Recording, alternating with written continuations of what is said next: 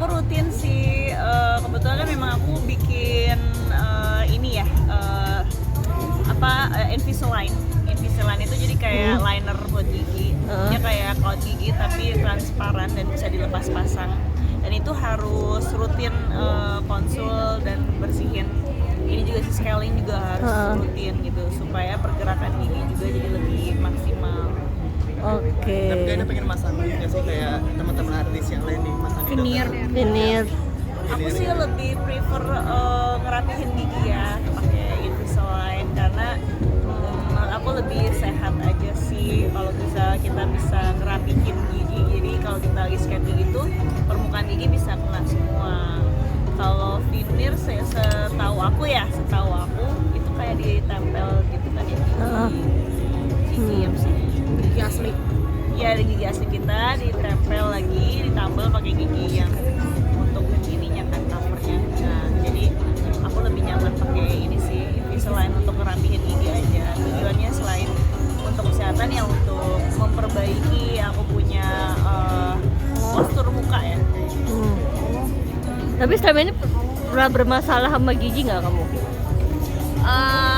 Enggak sih, alhamdulillah. Cuman memang karena gigi aku ada apa sih istilahnya ingsul. Oh ya. Ingsul terus agak bertumpuk juga yang bagian bawah. Jadi rawan ini ya kena kayak karies gitu. Karena kan kalau gigi tumpuk-tumpuk itu kan kadang-kadang nggak bisa kena sikat ya semua permukaannya. Nah itu yang karena tumpuk-tumpuk itu yang bikin jadi gigi kita karies. Yang harus dirapihin. Semakin produktif juga nih sekarang secara gitu. Iya, alhamdulillah rezeki mah ada aja gitu, nggak perlu ngarepin yang gimana dari orang, tapi Allah udah menjamin rezeki kita. Sekarang makin sibuk, terus anak-anak gimana nih? Masih harus ditinggal dan lain-lain, itu gimana sih kalau Anak-anak lagi main ini, lagi main di tempat abang aku nih mau jemput. bagi waktunya gimana? Ada pernah komplain mungkin? Bagi waktunya iya, karena mereka juga udah punya kegiatan masing-masing ya, sekolah juga, ngaji juga, ada misalnya juga ada kursus kan, jadi mereka juga nggak terlalu nyariin maminya banget karena mereka juga udah punya jadwal kesibukan masing-masing yang memang aku udah atur sedemikian rupa dari jauh-jauh hari dari dulu gitu. Supaya istilahnya anak tuh kalau misalkan mereka punya kegiatan produktif, kegiatan yang positif, mereka punya energi itu udah tersalurkan gitu loh. Jadi mereka juga nggak istilahnya gabut gitu di rumah. Ya kan kalau anak kecil kalau misalkan kelebihan energi itu kan jadi aneh-aneh, hobinya apa juga dipretelin. Iya.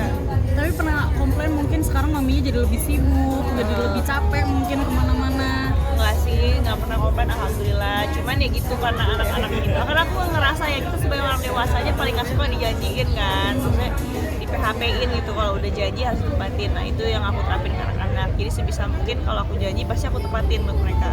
Makanya aku juga nggak mau terlalu gampang ngejanjiin mereka sih. Kalau misalkan aku ngerasa kayak nggak yakin bisa ngajak mereka pergi dalam waktu dekat, ya udah paling bilangnya kayak nanti kalau mami udah sempet kita pergi gitu. Jadi mereka juga nggak mau mengharapkan yang gimana gitu, karena sedih lah kalau misalkan kita di PHP-in orang kan sedih. Kak, gimana sekarang bagi waktu anak-anak sama suami? Gimana kakak sama suami bagi waktu? Mereka tinggal mainnya sama si kapan, sama ayahnya, sama kakak kapan? Oh enggak sih, enggak sampai kayak gitu ya, sesempatnya dedinya anak-anak aja, dia bisanya kapan ya dia boleh main kok. Berarti sama sekali nggak ada waktu untuk dia si abang bermain gitu sama anaknya. Aku sih nggak mau terlalu ngekang ya, maksudnya nentuin pokoknya tiap sebulan itu harus berapa kali ketemu anak, ya sesempatnya dia aja gitu. Syukur-syukur alhamdulillah masih ingat anak. Soal biaya gimana?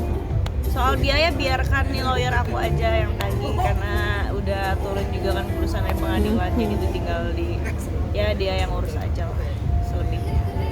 Kaina, kalau misalnya nanti mau membuka hati lagi pengennya seperti apa sih Kaina?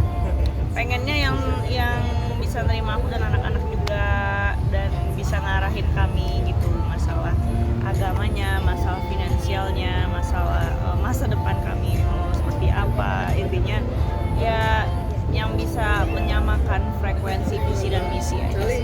Karena udah banyak yang ngantri Kaina pasti. Nah, apaan sembako? Tapi bener Kak udah banyak yang ngantri. Enggak lah, maksudnya aku nggak terlalu gimana sih, maksudnya ih banyak yang ngantri, gue enggak. Karena fokusnya nggak ke situ, fokusnya ya ke nyari uang aja sih. Mungkin kriterianya mau penyanyi juga apa gimana nih Kak? Apa biar diceritain lagu gitu mungkin. Wallahu a'lam dapetnya yang kayak gimana terserah Allah aja, dapet yang penting dapetnya yang inilah yang takut sama Allah, udah itu aja. Tapi nggak Kenapa?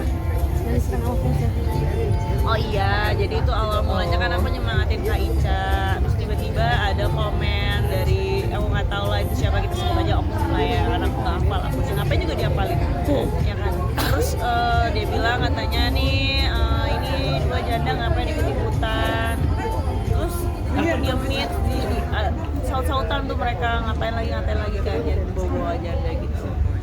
Masih janda beneran ya saat ini ya, cuman kan maksudnya ya kenapa harus disebutin gitu kan. Ya udah akhirnya aku sautin lagi kan, aku bilang ya janda masih penting lah, statusnya jelas secara negara gitu kan, daripada ya kan gitu. Terus dia akhirnya yang lain ikutan nggak terima, jadi ya apa ya, maksudnya orang-orang ini kok aku sih nyebutnya istilahnya manipulatif ya. Jadi mereka itu mempermasalahkan respon kita atas apa perbuatan yang mereka lakukan ke kita lebih dulu.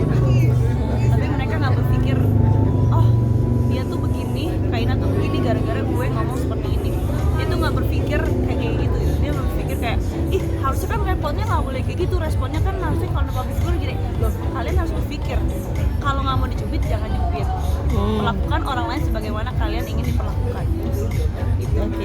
Kak tadi Jadi bukan masalah mau Iya, public figure kayak mau siapa kayak mau nenek moyang kita kayak ya gimana, orang itu harus memperlakukan kita ya kan sebagaimana kita memperlakukan dia gitu. Jadi jangan berharap yang gimana kalau kita juga nggak bisa memberikan yang baik gitu. Kak tadi kan datang tuh salah satu artisnya, ada permintaan maaf atau gimana nggak?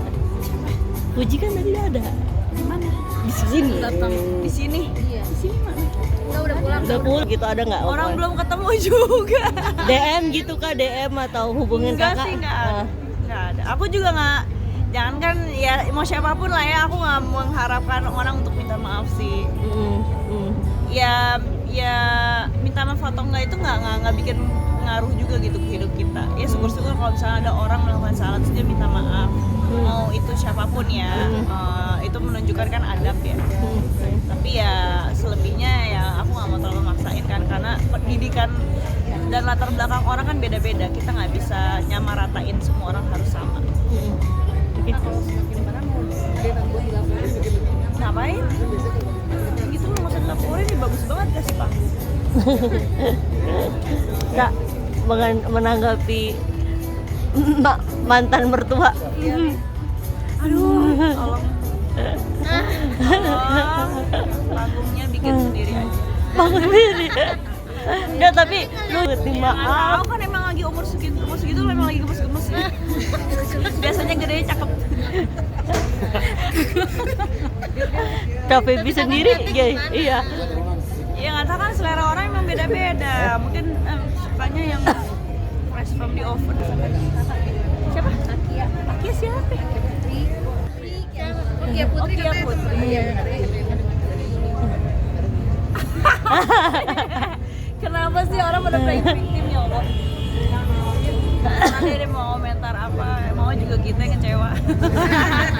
Ya kan, tapi ini ngapain kita tunjukin ya? Ya udah, kita fokus sama prestasi aja, fokus sama dadah Kak. Fokus sama kegiatan yang positif aja buat anak-anak. Mau orang lain mau komentar apa kek, mau bangga kek, mau kecewa kek, terserah.